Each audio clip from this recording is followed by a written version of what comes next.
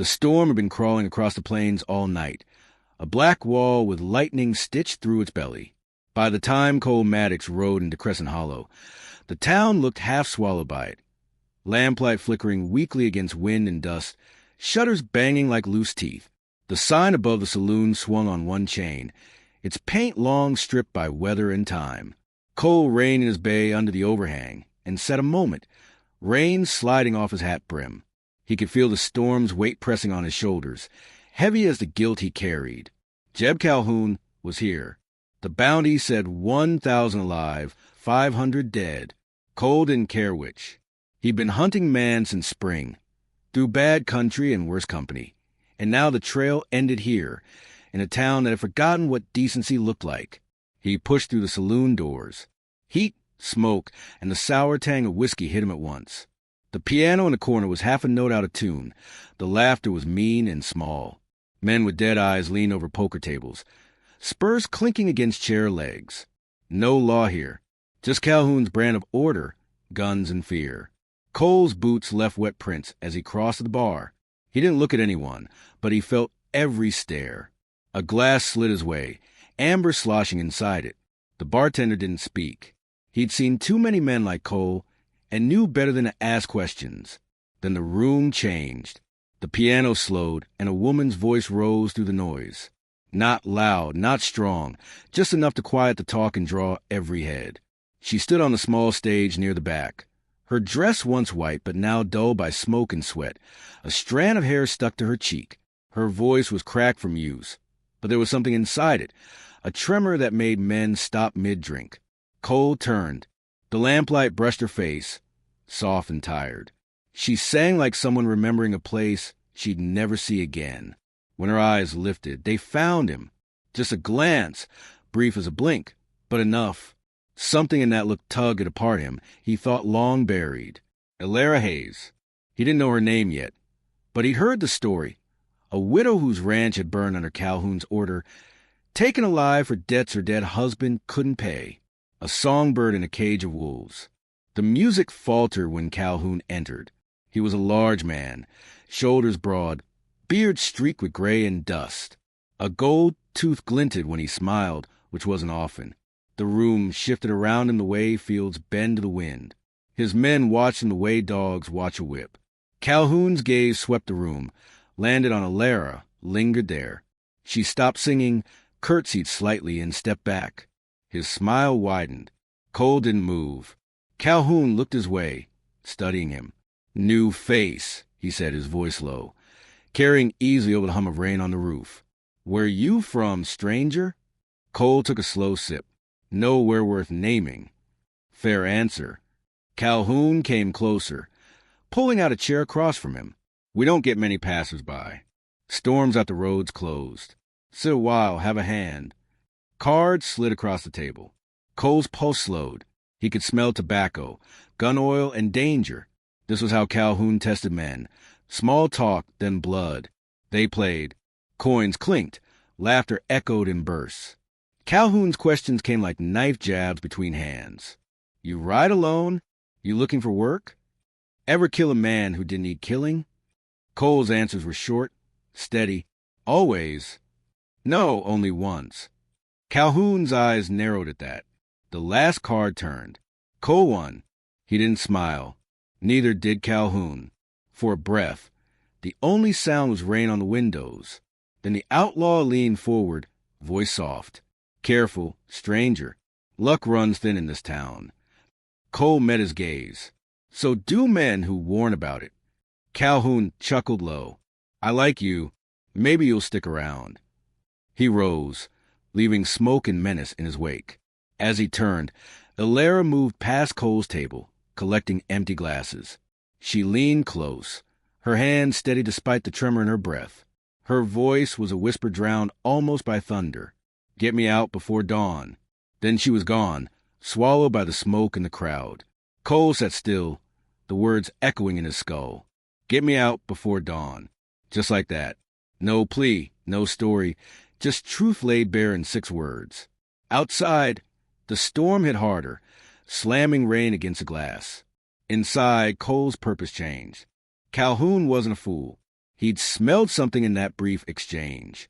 The room had gone quieter since. Cole could feel eyes on his back, the way a man feels the weight of a drawn gun even before it fires. He finished his drink slow, stood, and drifted toward the far door as if hunting the outhouse. In the hallway, the light was dim and flickering. Shadows bent along the walls like black rivers. Footsteps followed. One set, maybe two. Cole loosened his revolver. "You ain't from around here." The voice came from behind, low and sharp. A big man stepped out, one of Calhoun's lieutenants, scar across his chin, knife already drawn. Boss don't like strangers sniffing his floorboards. Cole said nothing. The man lunged. The hallway exploded into motion, knife flashing, boots scraping wet wood. Cole caught the man's wrist, slammed it into the wall hard enough to crack plaster. The knife clattered. Cole's elbow drove into the man's ribs. 1, 2 strikes. The body sagged. Cole caught him before he fell, dragging him behind a barrel stacked with whiskey crates. Rain, thunder outside. Cole wiped his knuckles, breathing slow. He didn't kill unless he had to. But that had to came quicker these days. A soft sound made him turn. Ilera stood there, barefoot now, her shawl clutched tight. "You shouldn't have done that," she whispered. "He'll know." "He already suspects," Cole answered. Her eyes were wide, too bright in the gloom. "Then we're dead if you don't move fast." "I've moved fast before." She stepped closer, rain-damp hair sticking to her neck. "You don't understand who he is." "I understand enough." She hesitated, then nodded, something breaking loose inside her. "He killed my husband, burned my ranch because we wouldn't give him water and feed for his men. He kept me here because he likes to watch what he's broken." Cole looked at her a long moment.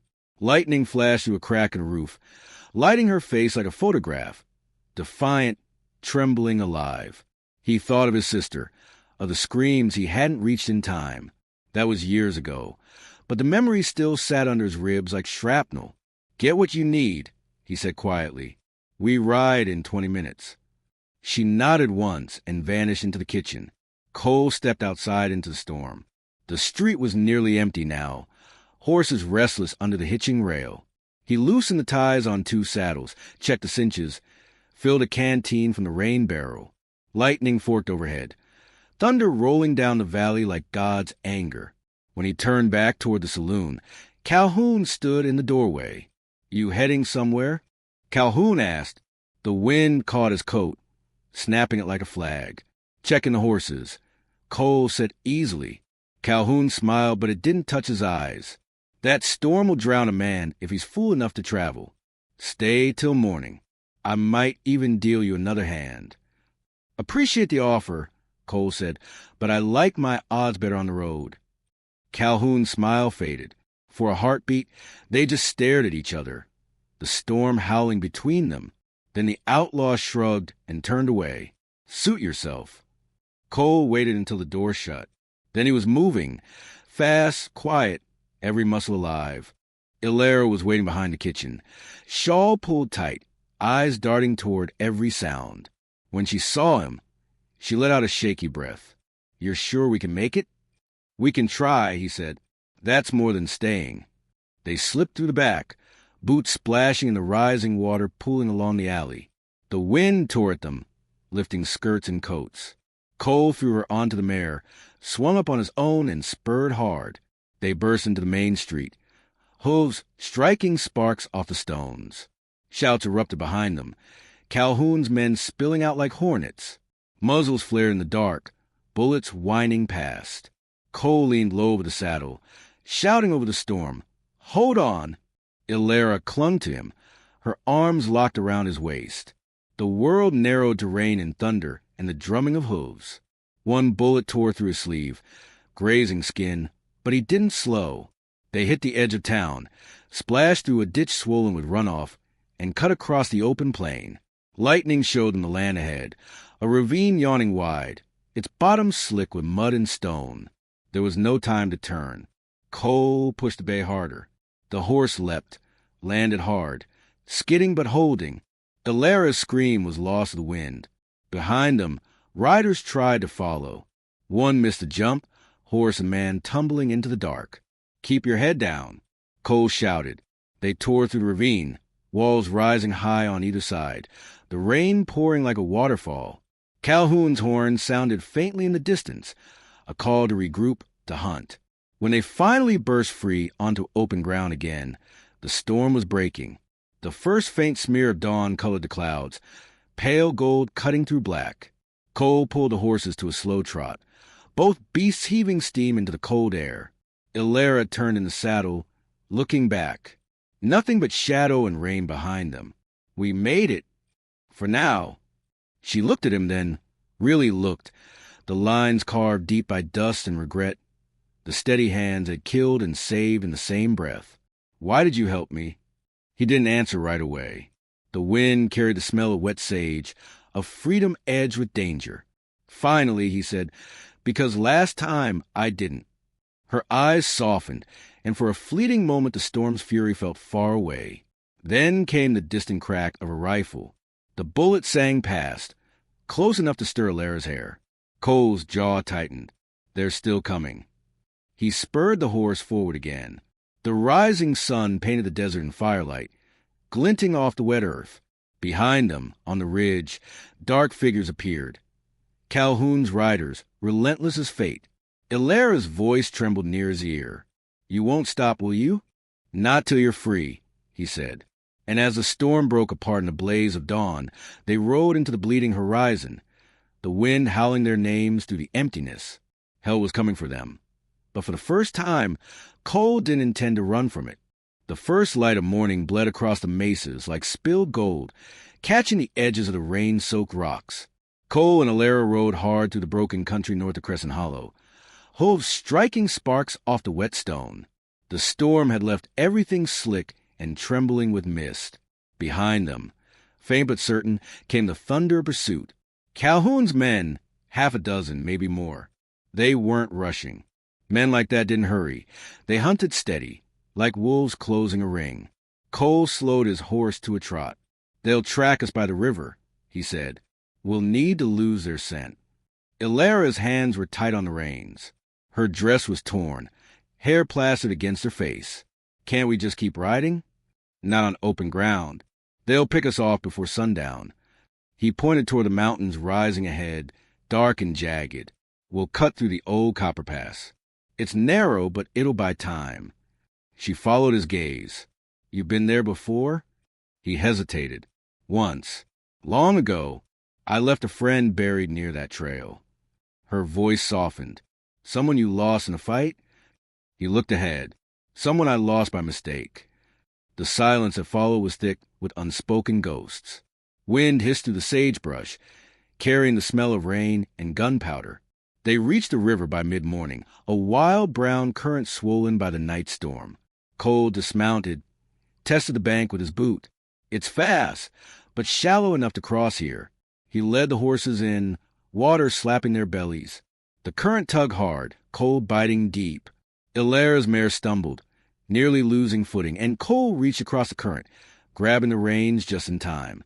"Hold her steady," he barked. Her face was pale, but she obeyed, pushing through till they reached the far side. She looked back once, hair whipping in the wind. "You think they'll cross here too?" "They'll have to," Cole said. "And when they do, we'll be waiting." He led her up a narrow ridge and found a stretch of brush overlooking the river. From there they could see for miles, thin smoke lines from the pursuers' camp, the glint of gunmetal on saddles. Ilera watched him check his rifle, load his revolver. "You mean to fight them?" "I mean to slow them." "And what happens if you die?" He looked up at her, expression unreadable. "Then you keep riding east. There's a stage line near Mesa Creek. Ask for Jonah Pike. He owes me more than I'd care to remember." She swallowed hard. "You talk like your life's already done with." "Maybe it is," he said quietly, "but yours isn't." Below, the first riders appeared, shadows against the river. Cole settled into the brush, breath steady. He watched their movements, disciplined, careful, like men used to killing. Calhoun had trained them well. He waited until they were halfway across before firing. One shot. Clean. The lead horse screamed, toppling sideways into water. The others scattered, shouts echoing through the canyon. Cole fired again, fast and precise, then ducked back as bullets ripped through the brush. Ilera crouched behind a boulder, clutching her shawl. They'll flank us. Not if we move now. He grabbed her hand, pulling her toward the horses. They mounted and drove hard into the pass, the world collapsing into wind, stone, and the deafening crack of gunfire fading behind them. By the time they reached higher ground, the gunfire was gone, but so was any sense of safety. They found it near dusk, a half-rotted cabin tucked beneath a red rock bluff, its roof sagging under years of neglect. Smoke-blackened timbers and a rusted stove inside told stories of miners long gone. Ilera slid from the saddle, nearly collapsing. Cole caught her by the arm. "Easy." "I'm fine," she said, breath ragged. "Just tired." He nodded toward the door. "We'll rest here tonight. They won't ride after dark, not through this canyon." Inside, the air smelled of dust and iron. Cole a match, flame trembling against the cracked walls. He found a half-empty oil lamp and coaxed it to life. The soft glow stretched shadows long and strange. Ilera sank to the floor near the stove, her hands trembling as she tried to peel away her soaked stockings. "I never thought freedom would hurt this much," she murmured. Cole removed his hat. "Set it aside. It's always got a price." She looked up at him then, her eyes softer in the lamplight. "What made you take this risk? You could have run away last night and never looked back." He leaned against the wall, jaw tightening. "I used to wear a badge. Marshal Star, back when that meant something. Calhoun burned that down. Took a partner and a family with it. Been chasing ghosts ever since." Her voice was low. "You lost your family?" He nodded. "Wife and a little girl. They died when I was out hunting men like Calhoun. Came back to ashes." The silence between them was heavy and tender. She reached for him, hesitating before her hand brushed his arm. "You don't have to keep punishing yourself for that." He looked at her hand, then her face. "Maybe not, but it's all I've known." She smiled faintly, a sadness in it. "Then maybe saving me is your way out." He didn't answer, but he didn't pull away either. Later, when the night deepened, they sat by a small fire, steam rising from their drying clothes. Outside, coyotes called in the distance, lonely and wild. Ilera hummed the same tune she'd sung in the saloon, softer now, almost to herself. Cole watched her. "You sing to forget?" "To remember," she said. "My husband used to say that if I ever stopped singing, I'd turn to stone." He smiled faintly. "Guess you didn't stop." "Not until now." Her voice broke a little at that. He turned away, tossing another stick on the fire, letting the sparks rise into the chimney's throat. The glow painted his face in flickers, strong, scarred, alive with something he hadn't felt in years. When she finally drifted to sleep near the fire, Cole stepped outside. The moon was high, the sky scrubbed clean by the storm. He looked out over the dark valley and saw movement, tiny flashes of light far below. Lanterns. His gut tightened. Calhoun's men hadn't stopped. They were circling the canyon. He stepped back inside, loaded his revolver. Then he crouched near Ilera and shook her awake. "We ride now." Her eyes snapped open, fear instantly replacing sleep. "They found us." "Close enough. We'll head east through the canyon. There's an old trail. Hard going, but it'll hide us." She stood, slipping on her boots. "How far till Mesa Creek?" "Day's ride if we're lucky. And if we're not?" He looked toward the door. "Then we make our luck." The night swallowed them as they rode. The canyon was a maze of shadow and echo, every hoofbeat bouncing back twice. The moonlight turned the rock walls silver and strange. Ilera rode close behind him, the sound of her breath lost in the wind. Cole's senses stretched thin, listening for every shift of gravel, every unnatural silence. Then it came, a single rifle crack. Sparks erupted off the rock near his head. He ducked low, shouting, "Down!" They veered left, hose hammering loose stone. More shots followed, 3, then 5, echoing like thunder trapped between cliffs. Calhoun's men had split into two groups, one blocking the exit, one driving them deeper in. Cole spotted a narrow crevice half hidden by brush and yanked the reins, pulling Alara in after him. They dismounted, pressing against a rock as bullets hissed past. "They'll box us in," she whispered. "Not if we turn the box to fire," he muttered, eyes scanning the ground.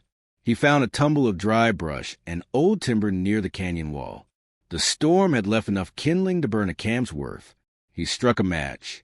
The flame caught fast greedily. Within seconds, the canyon filled with smoke and heat. The fire spread along the lower slope, driven by the wind, forcing the riders back. Gunfire stopped. Shouts rose instead. The fire turned the canyon walls into mirrors of orange and gold. Cole grabbed Alara's hand. "Go! Now!" They ran along the narrow path, firelight licking their backs. Horses screamed somewhere behind, men shouting orders lost in the roar. The heat was suffocating, smoke tearing at their throats. Alara stumbled once, catching herself on the rocks. Cole pulled her up, coughing hard. "Keep moving." They burst out of the canyon just as the fire collapsed inward, sparks shooting skyward like a signal flare. The air outside was clean and cold, stars bright above them. They stopped only when their horses could go no further. Cole turned, watching the glow behind them fade to embers. "That'll slow them," he said hoarsely. Alara doubled over, catching her breath. "You almost killed us. Would you rather I hadn't tried?" She stared at him, chest rising and falling. Then she shook her head, a breathless laugh escaping. "You're insane." "Maybe, but we're alive." For the first time since they fled Crescent Hollow, she smiled without fear. Cole looked east, where the faintest rim of light marked the coming dawn. "We'll reach Mesa Creek by mid-morning if we push." She nodded, her voice soft. "And then—" He hesitated. "Then you go on without me." "What?" "I've led Calhoun across half the territory. He won't stop till one of us is dead. You deserve peace." "I don't." She stepped closer, eyes fierce. "You don't get to decide that. Not after what you've done for me." He looked down at her, and for a moment the world went quiet. No fire, no chase, just the soft of dawn building somewhere beyond the ridges. Then a sound broke it, a long, low horn echoing from the distance. Calhoun's signal. Alara's hand tightened around his. He's still coming. Cole drew his revolver, the metal catching the first edge of sunrise. "Then we ride one more day." And as the horizon burned brighter, they mounted again, two silhouettes against the coming light, riders bound for whatever hell waited beyond Mesa Creek. The desert stretched endless before them, a scorched land still steaming from last night's rain. Cole and Alara rode through dawn's cold light, both silent, both worn to the bone. The horizon shimmered, bleeding gold where the sun rose, and for a moment it almost looked peaceful, until the echo of distant hooves shattered it. "They're still on us," Alara whispered, glancing back. Cole didn't look. He didn't need to.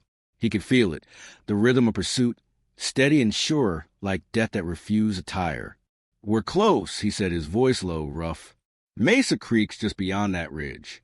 Once we reach the canyon line, we'll lose their sight." Alara's fingers tightened on the reins.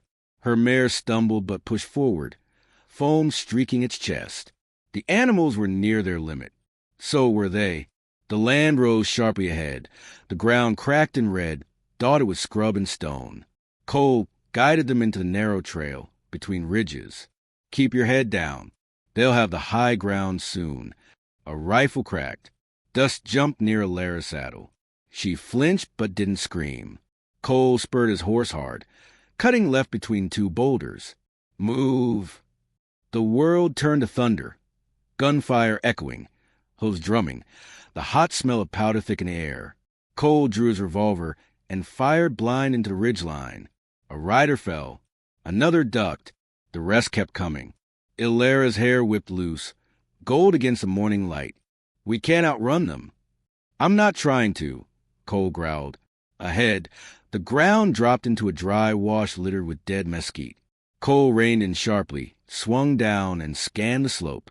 He spotted a narrow ledge that overlooked the wash, good cover Good angle. Up there. Ilera hesitated only a second before following.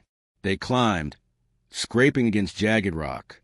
Cole helped her up, then tethered the horses low behind the bluff. He crouched, loading his rifle with calm precision.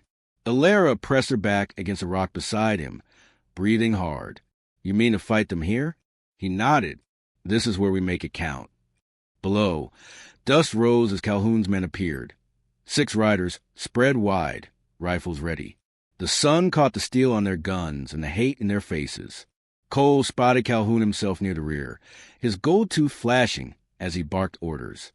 Ilera's breath caught. He's here. Of course he is, Cole said, eyes narrowing. He doesn't let others do the dying for him. He fired. The first shot hit true. One man toppled from his saddle, crashing into the sand. The others fanned out, returning fire. Bullets tore through the rocks, whining past their heads. Ilera ducked low, pressing her shawl against her mouth to muffle a scream. Stone chips flew. Cole stayed steady, firing in rhythm, conserving every bullet. He'd learned long ago that panic wasted lead. One outlaw tried to flank them from the left. Cole shifted position, sighted, and fired once. The man pitched forward, his rifle tumbling from his hands. But there were too many. They were climbing now, spreading up the slope. Cole grabbed Ilera's arm. Go. Take the horses and run east. I'm not leaving you. Damn it, woman, do what I say. She glared at him, eyes fierce. You saved me. You don't get to die alone for it. He opened his mouth to argue, but another bullet slammed into the rock beside his head, showering them both in grit. He cursed and shoved her flat to the ground. Stay low. Below, Calhoun's voice boomed, echoing through the canyon. Maddox, you've been a thorn in my side long enough. Give up the girl, and I might let you crawl away. Cole called back. You'll have to crawl first. Laughter rolled from below. Cruel and confident. Always the hero. You never did learn when to quit. Ilera turned to Cole, whispering fiercely, He wants me alive. That's why he's chasing us. Cole's jaw clenched. Then he's going to be disappointed. They fired again, the air thick with smoke and heat. One outlaw screamed and fell. Another scrambled for cover. But Calhoun's men were too many. The shots came closer now, forcing Cole to reload behind the cover of his arm. Cole, Ilera gasped. You're hit. He looked down. Blood was spreading along his left sleeve. He barely felt it through the adrenaline, just a dull throb under his ribs. Doesn't matter, he muttered, reloading. But it did. His aim trembled slightly. He was slowing. Calhoun saw it. You're bleeding, Marshal, he shouted. You always were too stubborn to know when a fight's over. Cole ignored him. He turned to Ilera. When I tell you, take your horse and ride. Don't stop till you see the creek. You understand? Tears welled in her eyes, cutting through the dust on her face. I can't just... You can. You have to. Then, before she could protest, he stepped out from behind the rock, firing fast, 3 for shots, cutting through the smoke. The sound cracked across the canyon like thunder. 2 men went down before Calhoun's rifle roared in answer. The bullet struck Cole in the side, spinning him backward. He dropped to one knee, but didn't fall. He raised his revolver, aimed at the glint of that gold tooth, and fired again. Calhoun's horse reared, screaming. The outlaw ducked, swore, and fell hard. Go! Cole shouted, his voice raw. Ilera hesitated for only a breath, then ran for the horses. She mounted, turned back once, and saw him still standing, bleeding, firing into the dust as the world seemed to burn around him. Then she was gone, the sound of hooves fading into the roar of gunfire and wind. The sun was high when she reached the water. Mesa Creek shimmered ahead, a thin silver ribbon cutting through the dry earth. Ilera dismounted, her body trembling from exhaustion, every muscle screaming. She knelt by the bank, splashing cool water across her face, but her mind wasn't on rest. It was still back in that canyon with Cole. He couldn't have survived. Not against that many. Not bleeding like that. She shut her eyes, a sob catching in her throat. But then hooves. Distant, uneven. She grabbed her rifle, rising fast. Dust rose along the ridge. A lone rider appeared, swaying in the saddle. It was him. Cole stumbled off his horse and nearly collapsed. She ran to him, catching his arm. His shirt was soaked with blood, his face gray with pain, but his eyes, those hard, haunted eyes, were alive. "I told you to ride," he rasped. "And I did," she said, voice shaking. "But I didn't say I'd leave you behind." He gave a weak laugh, coughing blood. "You're worse than a bullet wound." She helped him down to the creek's edge, tearing a strip from her dress to press against his side. He hissed but didn't push her away. "We can rest here," she said. "They won't follow much longer." But even as she said it, they both knew better. Calhoun didn't stop until his revenge was buried. Cole looked east, where the trail wound between low bluffs. "He'll come through there." "Then we hide," she said quickly. No, his tone was final. "No more running." She met his gaze and saw something unyielding there. Something that wasn't just survival. "You want to end it?" He nodded. "If I don't, he'll hunt you till you die. And I'm done running from the devil I made." "Then I'm staying," she said. "Elara." "I said I'm staying." He stared at her, torn between fury and admiration. Then, with a small nod, he reached for his revolver. "You take the left ridge. I'll take the right. When they come through that gap, we'll make it count." They set their trap quickly, quietly. The canyon mouth narrowed near the creek, with boulders forming natural cover. Cole crouched behind one, breathing shallowly, his hands steady despite the pain. Elara was opposite, hidden in the shadow of a rock ledge. The silence stretched, heavy as judgment. Then came the echo, hooves, slow and measured. Calhoun and two riders appeared, silhouettes dark against the blazing sky. Cole waited until they were halfway through the gap. Then he fired. The first man dropped. The second wheeled his horse, shouting, before Alara's shot caught him in the chest. Calhoun dove for cover, returning fire. Bullets tore through the dust. Cole winced as another shot grazed his shoulder. "You're outnumbered, Calhoun," he called. Calhoun laughed, a sound like gravel. "Not for long, Marshal. You should have died the first time I spared you. Then you made your last mistake." Cole shouted, firing again. Calhoun's bullet hit the rock beside his head, showering sparks. The two men circled, both wounded, both running on pure fury. Elara reloaded, trying to keep her hands from shaking. "Cole!" she cried as Calhoun flanked right. Cole turned, too late. The outlaw tackled him, both crashing into the dirt, gun scattering. They grappled, fists in fury, rolling near the water's edge. Calhoun's strength was brutal, fueled by hate and triumph. "You cost me men money pride," he snarled, driving a knee into Cole's ribs. "Now I'll take your life for it." Cole grabbed a fistful of mud, threw it into his face, and struck hard. They rolled again, both gasping. "Cole!" Elara screamed, searching for a clear shot, but they were too close. Calhoun's hand found a knife. He raised it high, eyes gleaming with madness. "Say goodbye to your hero, girl." Elara didn't think. She aimed low and fired. The bullet hit Calhoun in the shoulder, spinning him off balance.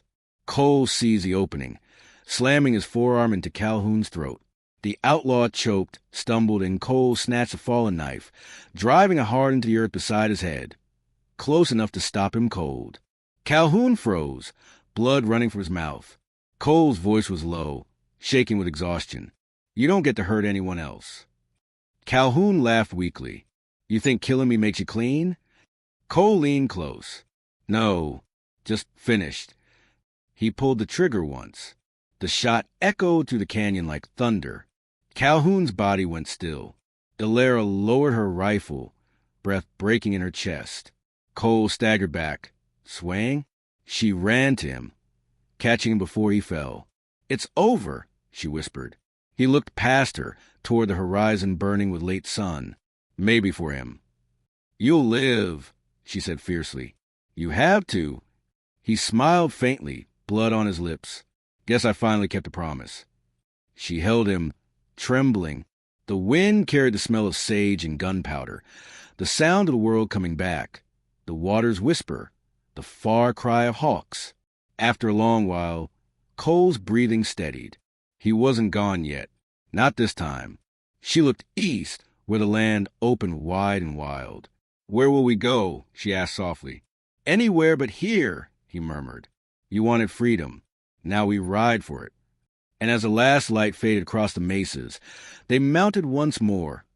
Two figures against a dying sun, bloody but unbroken, riding into a horizon that promised nothing but the truth of who they'd become.